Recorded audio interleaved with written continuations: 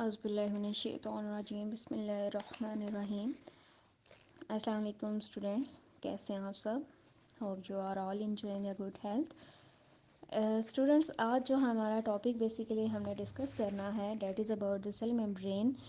Topic जो हमने start किया हुआ है किंगडम प्रोकैरियोट्स, तो उसके अंदर सेल मेम्ब्रेन डिस्कस करनी है। तो स्टूडेंट्स, जो सेल मेम्ब्रेन है ये बेसिकली सेल वॉल के नीचे प्रेजेंट होती है और ये डेलिकेट होती है नेचर में। अगर इसके अंदर ज़रा सा भी माइन्यूट चेंज आ जाए तो ये ऑर्गेनिज्म की डेथ करने के भी जो है वो एबिलिटी रखती है। अब ये डेलिकेट क्यों होती है? क्योंकि इसके अंदर स्टेरोल्स वगैरह प्रेजेंट नहीं होते जिनका काम ही सेल मेम्ब्रेन को एक फ्लेक्सिबिलिटी प्रोवाइड करना होता है, एक उसको जो है वो मजबूत बनाना होता है। फिर फंक्शंस की बात की जाए तो as we already know cell membrane transport में हेल्प करती है। तो वो कौन कौन से ट्रांसपोर्ट जो है वो रेगुलेट करती है? लाइक प्रोटीन्स हैं, न्यूट्रिएंट्स हैं, sugar, electrons and other metabolites. इसके अलावा रेस्पिरेटरी मेटाबॉलिज्म के अंदर इसके जो है सेल मेम्ब्रेन में कुछ स्पेसिफिक एंजाइम्स भी प्रेजेंट होते हैं जो कि रेस्पिरेशन में हेल्प आउट कर रहे होते हैं। Now come towards the next topic that is the cytoplasmic matrix. Cytoplasmic matrix इस तरह का एक ऐसा सब्सटेंस होता है जो कि प्लाज्मा मेम्ब्रेन और न्यूक्लियाइड के जो है वो दरमियान प्रेजेंट होता है। तो अब साइटोप्लाज्मिक मैट्रिक्स की जो नेचर है वो जेल लाइक कंसिस्टेंसी होती है उसकी, और उसके जो स्मॉल मॉलिक्यूल्स होते हैं वो इजीली जो है वो क्रॉस कर जाते हैं। देन प्रोटोप्लास्ट इसके अंदर प्रेजेंट होती है। और प्रोटोप्लास्ट क्या होती है? जो प्लाज्मा मेम्ब्रेन और इसके अलावा जो उसके अंदर जितनी भी चीज़ें प्रेजेंट होंगी उसको हम प्रोटोप्लास्ट बोलेंगे। इसके अंदर सेल वॉल इंक्लूड नहीं होती है। तो वो कौन कौन से स्ट्रक्चर्स प्रेजेंट होते हैं? लाइक राइबोसोम्स हैं, न्यूक्लियर बॉडी हो गया, क्रोमेटिन हो गया, मीजोसोम्स एटसेट्रा। ये सारी चीज़ें साइटोप्लाज्मिक मैट्रिक्स के अंदर जो है वो प्रेजेंट होती हैं। फिर हम बात करते हैं न्यूक्लियाइड की। तो न्यूक्लियाइड में जो हमारे पास बैक्टीरियल सेल्स होते हैं बेसिकली इनके अंदर डिस्क्रीट क्रोमोसोम्स और न्यूक्लियर मेम्ब्रेन प्रेजेंट नहीं होती। तो जो न्यूक्लियाइड होता है ये बेसिकली सेल की जो सेंट्रल पोजीशन होती है वहाँ पर प्रेजेंट होता है।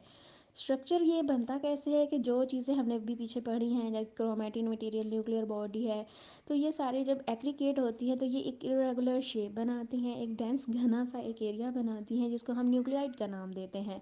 अब उस न्यूक्लियाइड में बेसिकली डीएनए मॉलिक्यूल प्रेजेंट होता है जो कि टाइटली बाउंड किया हुआ होता है, टाइटली फोल्ड होता है। अगर डीएनए मॉलिक्यूल टाइटली फोल्ड ना हो तो वो सेल के अंदर फिट नहीं हो सकता स्मॉल साइज़ के अंदर। इस वजह से हमें उसे टाइटली फोल्ड करना पड़ता है। फिर प्लाज्मिड्स की जब बात करते हैं तो circular double stranded DNA molecules basically ये होते हैं। इसके अलावा ये क्या होते हैं? सेल्फ रेप्लिकेटिंग ऑर्गेनेली है।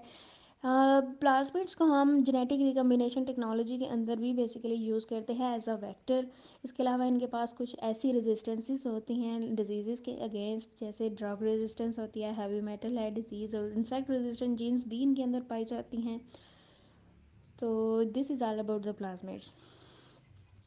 राइबोसोम्स की बात की जाए तो मोस्ट इंटरेस्टिंग टॉपिक है। लास्ट चैप्टर में भी हमने डिस्कस किया था राइबोसोम्स के बारे में काफ़ी ब्रीफली। ये राइबोसोम्स बेसिकली आरएनए और प्रोटीन से बने होते हैं, और इसी वजह से क्योंकि इनका काम जो है वो प्रोटीन बनाना होता है तो हम इन्हें प्रोटीन फैक्ट्रीज भी कहते हैं। देन ये अगर जो है वो साइज़ की अगर बात की जाए तो जो हमारे पास राइबोसोम्स हैं ये स्मॉलर होते हैं यूकैरियोटिक राइबोसोम्स की निस्बत। Eukaryotic ribosomes as compare to the prokaryotic larger होते हैं। This is all about the ribosomes. अब बात करते हैं मीजोसोम्स की। आई होप यहाँ तक आपको क्लियर हो चुका होगा।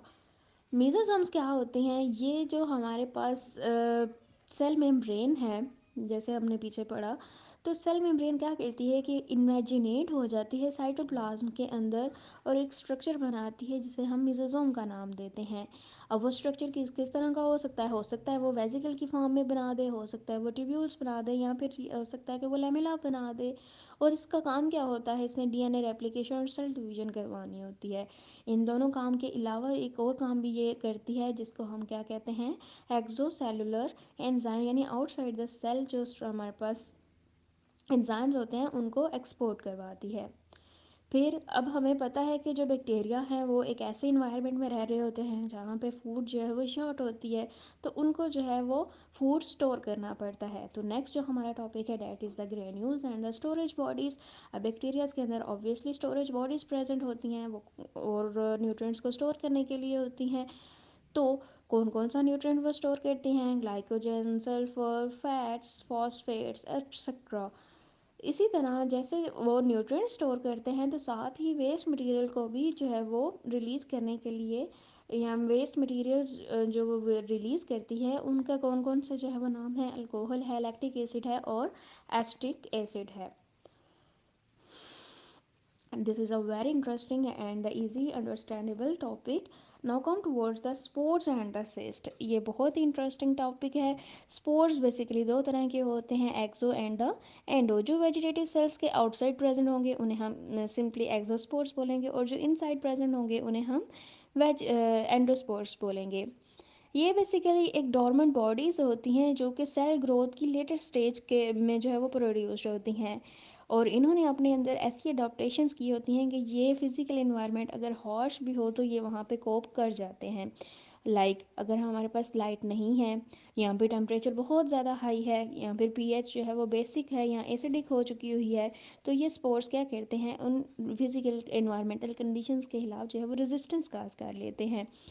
इसके बरक्स अगर हम सिस्ट को देखा जाए तो वो भी जो है वो डॉर्मेट और थिक वॉल्ड होती है। डेजिकेशन उसके अंदर भी रेजिस्टेंस काज की होती है उसने भी, लेकिन ये हीट रेजिस्टेंस नहीं होती। हमने स्पोर्ट्स के बारे में पढ़ा कि हाई टेम्परेचर को वो कोप कर सकते हैं क्योंकि उनके पास वो रेजिस्टेंस है, लेकिन सिस्ट के पास रेजिस्टेंस नहीं होती और वो इन्वायरमेंट को कोप नहीं कर पाते। ये मेजर डिफरेंस था।